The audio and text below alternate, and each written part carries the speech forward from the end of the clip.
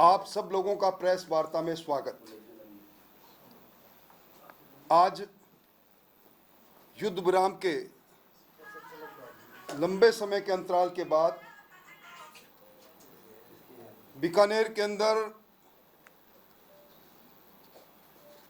माननीय प्रधानमंत्री जी की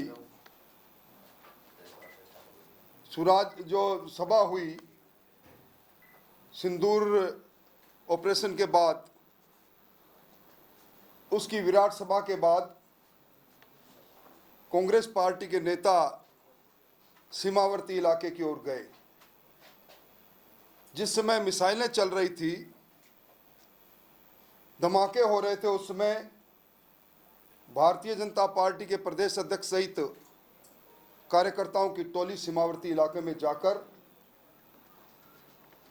व्यवस्थाओं के साथ साथ नागरिकों को मनोबल बढ़ा रही थी।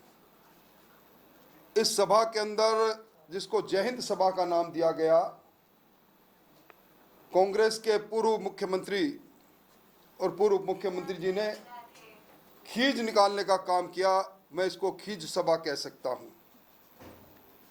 जिस प्रकार पुलवामा और उरी की घटना के बाद कांग्रेस ने सबूत मांगना प्रारंभ किया था, वही डीएनए लौट कर आ गया और गहलोत साहब ने तिरंगा यात्रा और तिरंगे पर सवाल कर डाले।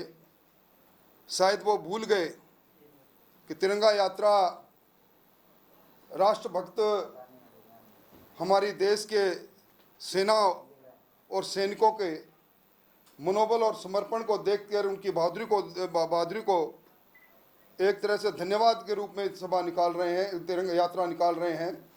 और ये किसी एक पार्टी की नहीं, पूरे प्रदेश में तिरंगा यात्राओं के अंदर बड़ी संख्या के अंदर लोग दलीय सीमा को तोड़ कर आ रहे हैं। समाज के विभिन्न संगठन आ रहे हैं। भारतीय जनता पार्टी का कोई एक झंडा भी कहीं दिखा नहीं सकता। उस तिरंगा यात्रा पर भी उन्होंने सवाल खड़े कर दिए और यहाँ तक बोल गए कि अमेरिका के राष्ट्रपति डोनाल्ड ट्रंप के ट्वीट पर भी बात कर गए। आज इस वक्त जब युद्ध स्थगित हुआ है, समाप्त नहीं हुआ, राष्ट्र में एकता की आवश्यकता है। और ऐसे समय में कांग्रेस के जिम्मेवार नेताओं का ये वक्तव्य निश्चित तौर पर, सामरिक तौर पर भी इसकी निंदा की जाए उतना कम है। डीजीएमओ की सहमति पर 4 दिन तक पाकिस्तान के डीजीएमओ की गुहार पर ये युद्ध विराम हुआ, जिसके बारे में देश के प्रधानमंत्री जी ने अपनी राष्ट्र के नाम संबोधन और दूसरी सभाओं और वक्तव्य के माध्यम से कहा। दुर्भाग्य देखिए, इस लोकतंत्र में संवैधानिक तौर पर जिनको प्रमुख चुना है, जो हमारे देश के प्रधानमंत्री, दुनिया के सबसे लोकप्रिय नेता, उनकी बात पर विश्वास नहीं और अमेरिका के राष्ट्रपति की बात पर विश्वास कर रहे हैं। आप सब लोगों को याद होगा, एक घटना घटित हुई थी 8 जनवरी 2013 को। पाक सैनिक हेमराज मीणा और सुधाकर सिंह, 2 लोगों के सैनिकों की हत्या के बाद में हेमराज का शव का सिर काट कर ले गए थे। हमारी लोकसभा 7 दिन तक ठप पड़ी रही। उस समय इन्होंने सर्जिकल स्ट्राइक क्यों नहीं किया? और ये आज उस संगठन का नाम, राष्ट्रीय सेवक संघ के संगठन का नाम लेते हैं, आरएसएस का नाम लेते हैं। कहते हैं 70 वर्षों में तिरंगा नहीं फहराया गया मुख्यालय पर। उन्हें शायद याद नहीं, गहलोत साहब को, कि 2004 से पहले तिरंगा राष्ट्रीय भवनों पर फहराया जाता था, निजी भवनों पर फहराने की अनुमति नहीं थी। सर्वोच्च न्यायालय में एक मामला गया, नवीन जिंदल ने कहीं अपने किसी कार्यालय में तिरंगा फहराया, उस पर एक विवाद हुआ और उस रिट पिटीशन में 23 जनवरी 2004 को तय हुआ कि जो संविधान के आर्टिकल 51A में ये लिखा गया है कि तिरंगा का सम्मान करना हर नागरिक का कर्तव्य है, सह सम्मान तिरंगा फहराया जा सकता है। गहलोत साहब ने 70 वर्ष तक की झंडा नागपुर मुख्यालय पर नहीं फहराने की बात कही और उन्होंने स्वतंत्रता आंदोलन की बात भी कर दी।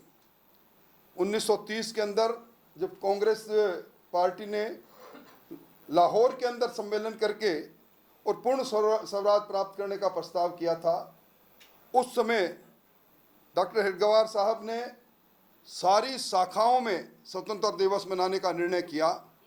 एक बार नहीं, 2 बार वो स्वतंत्रता संग्राम में 9 महीने तक 6000 स्वयंसेवकों के साथ गिरफ्तार हुए थे। 9 महीने तक वो जेल में भी रहे। मैं समझता हूं कि ऐसे समय में इस प्रकार की बचकानी बात करना, मैं उसको वही बात उचित नहीं। 1965 में हम लड़े, पूरा देश लड़ा, देश की भावनाएं लड़ी, सीमा पर हमारे सैनिक लड़े। 1971 में लड़े। उस समय भी इंडस वाटर ट्रीटी के अनुसार सिंधु जल समझौता को रद्द करने की हिम्मत किसी में नहीं की।